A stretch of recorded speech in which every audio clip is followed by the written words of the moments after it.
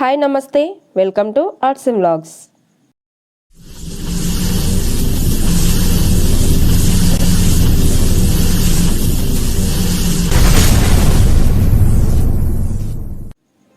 Friends, మన arts and vlogs channel ద్వారా ఎన్నో రకాల వీడియోలతో ఎంతో సమాచారాన్ని మీ ముందుకు తీసుకువచ్చి మీకు పరిచయం చేస్తున్నందుకు నాకు చాలా సంతోషంగా ఉందండి.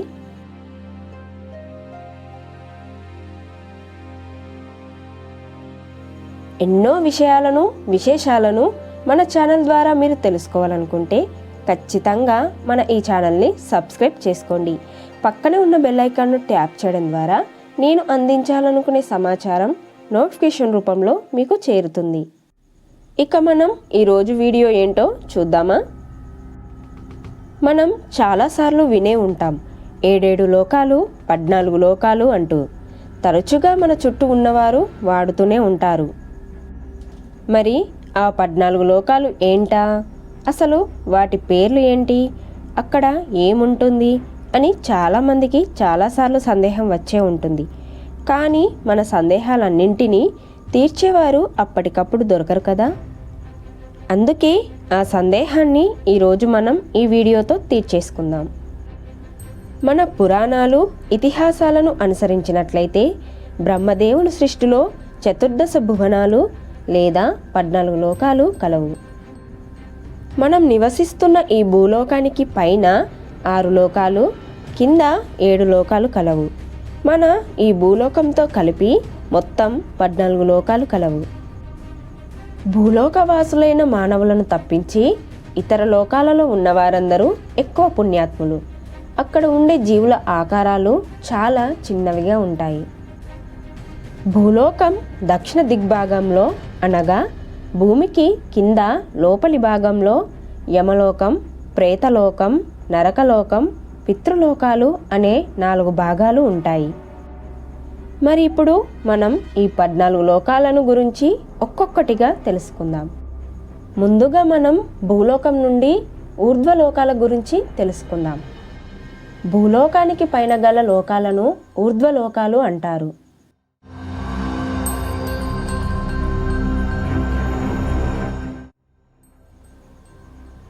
ఇందులో మొదటిది భూలోకం. ఈ భూలోకంలో 7 సముద్రాలు 7 ద్వీపాలు ఉంటాయి. ఇచ్చట చెమట నుండి ఉద్భవించే నల్లులు, పేళ్ల వంటివి ఉంటాయి. అలాగే ఉద్భిజాలు అనగా గుడ్డు నుండి ఉద్భవించు జీవరాశులు, జరాయుజాలు అనగా గర్భం నుండి జన్మించున్నవి మానవులు, పశువులు లాంటివి కూడా ఉంటాయి. రెండవది భువర్లోకము. ఇక్కడ సూర్యుడు, చంద్రుడు, గ్రహాలు, నక్షత్రాలు, అశ్విన్యాది నక్షత్ర సాదృప్యాలైన గ్రహరాశులు, సూక్ష్మ శరీరులైన కిన్నెర కింపురుష విద్యాధారులు ఉంటారు. అలాగే విశ్వకర్మ కూడా ఇక్కడే ఉంటాడు. విష్ణు పురాణంలో వైకుంఠం ధ్రువ నక్షత్రాల చెంత ఉంటుందని వివరించడం జరిగింది. ఈ ధ్రువ నక్షత్రం ఊర్సమైనర్ నక్షత్ర మండలంలో ఉంది. ఈ ధృవతార నక్షత్ర మండలాన్నే భువర్లోకం అని అంటారు.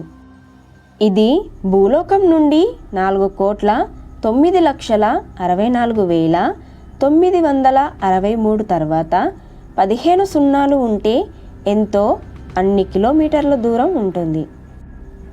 ఈ భూలోకానికి భువర్లోకానికి మధ్యలో మరో 8 చిన్న చిన్న లోకాలు ఉంటాయి. మరి అవేంటో కూడా ఇప్పుడు తెలుసుకుందాం.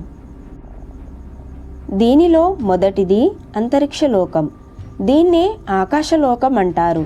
ఇది కేవలం భూమి నుండి కొన్ని యోజనాలు మాత్రమే ఉంటుంది. ఇందులో మేఘాలు, పిశాచాలు, భూతాలు ఉంటాయి. అంతరిక్ష లోకం తర్వాత దీనిపైన రాహుకేతు లోకం ఉంటుంది. ఇందులో సూర్యగ్రహణం, చంద్రగ్రహణానికి కారణమైన రాహుకేతువులు ఉంటారు. ఈ రాహుకేతు లోకం పైన చంద్రలోకం ఉంటుంది. ఈ చంద్రలోకం భూమి నుండి 30,000 యోజనాల దూరంలో ఉంటుంది. ఈ చంద్రలోకం పైన సూర్యలోకం ఉంటుంది. ఇది భూమి నుండి 1,00,000 యోజనాల దూరంలో ఉంటుంది. సూర్యలోకం తర్వాత దీనిపైన సౌరలోకం ఉంటుంది. ఇందులో మొత్తం సౌర కుటుంబం ఉంటుంది. ఈ సౌరలోకం తర్వాత దీనిపైన నక్షత్రలోకం ఉంటుంది. ఈ నక్షత్రలోకం తర్వాత దీనిపైన సప్తఋషి లోకం ఉంటుంది. ఇందులో సప్త ఋషులు ఉంటారు.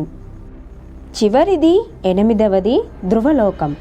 మనం ఇందాక చెప్పుకున్నాం కదా ధ్రువలోకం అని. ఈ ధ్రువలోకం పాలపుంత మధ్యలో ఉంటుంది. ఇది భూమి నుండి 1,000,000 యోజనాల దూరంలో ఉంటుంది. సప్తఋషి లోకం ధ్రువలోకం నుండి 1,00,000 యోజనాల దూరంలో ఉంటుంది. ఇప్పటి వరకు భూలోకం భువర్లోకం మధ్యలో ఉన్న 8 చిన్న చిన్న లోకాల గురించి తెలుసుకున్నాం కదా. ఇప్పుడు ఊర్ధ్వలోకాలలో 3వ లోకమైన సువర్లోకం గురించి తెలుసుకుందాం. ఈ సువర్లోకాన్నే స్వర్గలోకమని కూడా అంటారు. ఇది భువర్లోకానికి పైన ఉంటుంది. ఇది భువర్లోకం నుండి 8,000 యోజనాల దూరంలో ఉంటుంది. ఇక్కడ అధిష్టాన దేవతలు అయిన దిక్పాలకులు, ఇంద్రాదులు, వర్షవాయువులు, ఐశ్వర్యాదులు ఉంటారు. వీరితో పాటు మహర్షులు, సాధ్యులు, గంధర్వులు, అప్సరసలు కలరు.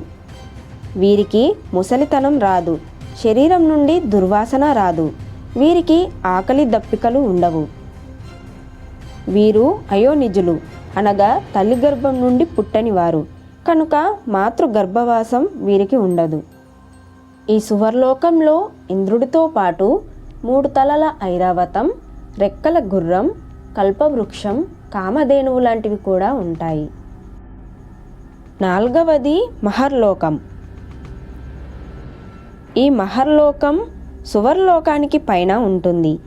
ఇది సువర్లోకం నుండి 4 కోట్ల యోజనాల దూరంలో ఉంటుంది. ఇక్కడ దేవతలు తపస్సు చేస్తూ ఉంటారు. స్వర్గలోకంలోని దేవతలు ఎలాగైతే అన్ని సుఖాలను అనుభవిస్తారో అవన్నీ కూడా వీరు ఇక్కడ తపస్సు ద్వారా సంపూర్ణంగా అనుభవిస్తారు. ఈ లోకంలో ధర్మకార్యాలను ఆచరించిన వారు ఉంటారు. 5వది జనోలోకము. ఈ జనోలోకం మహర్లోకముకు పైన ఉంటుంది. ఈ జనోలోకము మహర్లోకం నుండి 8 కోట్ల యోజనాల దూరంలో ఉంటుంది. ఈ లోకానికి పరులకు ఉపకారం చేసి తమ జీవితాన్ని త్యాగం చేసిన వారు చేరుకుంటారు. అలాగే ఈ లోకంలో సనక, సనందన, సనతన్, సనదులు ఉంటారు.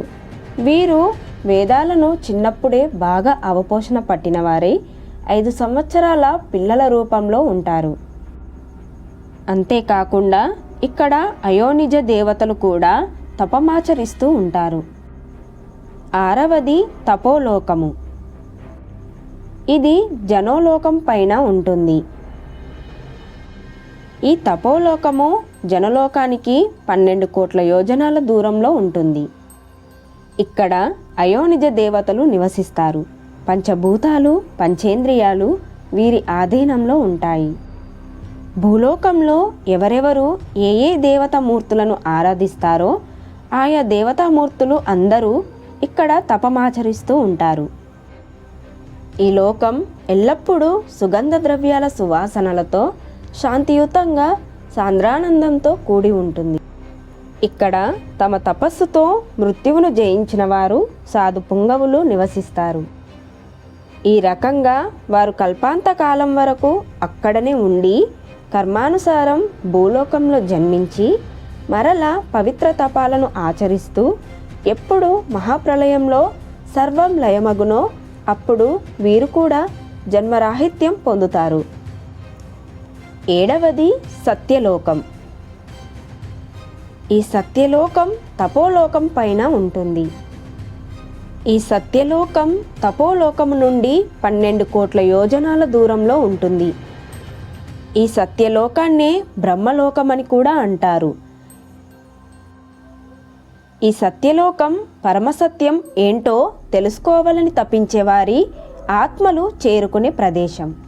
ఇక్కడ సృష్టికర్త అయిన హిరణ్య గర్భుడు బ్రహ్మ అను ఒక అధికారిక పురుషుడు ఆ పదవిని అనేక కల్పనానంతరం ఒక్కొక్కరుగా పొంది తమ ఆయువు తీరగానే బ్రహ్మంలో లయమవుతారు. ప్రస్తుత బ్రహ్మకు మొదటి అర్ధభాగం తీరింది. ఈ లోకంలో కూడా అనేక ఉపాసనలు చేసిన వారు, వేదాంత విచారకులు, భూలోకంలో ఆత్మజ్ఞానం పొందిన వారు, అసంఖ్యాకులగు మహర్షులు వేదాంత విచారణలను గావిస్తూ ఉంటారు. మహాప్రళయ కాలంలో బ్రహ్మలోక పర్యాంతంగా గల సప్తలోకాలు పరబ్రహ్మంలో లయమవుతాయి. బ్రహ్మ యొక్క ప్రతి రాత్రిలో ఒక్కొక్క ప్రళయం సంభవించి భూలోకం, భువర్లోకం, సువర్లోకాలు లయమవుతాయి. బ్రహ్మ యొక్క పగటి కాలంలో ఈ లోకాలు తిరిగి మళ్ళీ పునఃసృష్టి జరుగుతాయి. ఇప్పటి వరకు మనం తెలుసుకున్న ఈ 7 లోకాలు భూమికి పైన ఉంటాయి. ఇప్పుడు మనం భూలోకానికి కింద ఉండే మరో 7 లోకాలు ఏంటో చూద్దాం. వీటిని సప్త అధోలోకములు అంటారు. సప్త అధోలోకాలలో మొదటి లోకమైన అతల లోకం గురించి ఇప్పుడు మనం తెలుసుకుందాం. భూలోకానికి కింద ఉండే లోకాన్ని అతల లోకం అంటారు. ఇందులో అసురులు నివసిస్తూ ఉంటారు. వీరు సూక్ష్మ శరీరులు, భౌతిక సుఖలాలసులు కావున అధిక మద సంపన్నులు. ఈ అతల లోకాన్ని పరిపాలించేవాడు బాల అసురరాజు. ఇతను మయాసురుడి యొక్క పుత్రుడు. రెండవది వితల లోకం.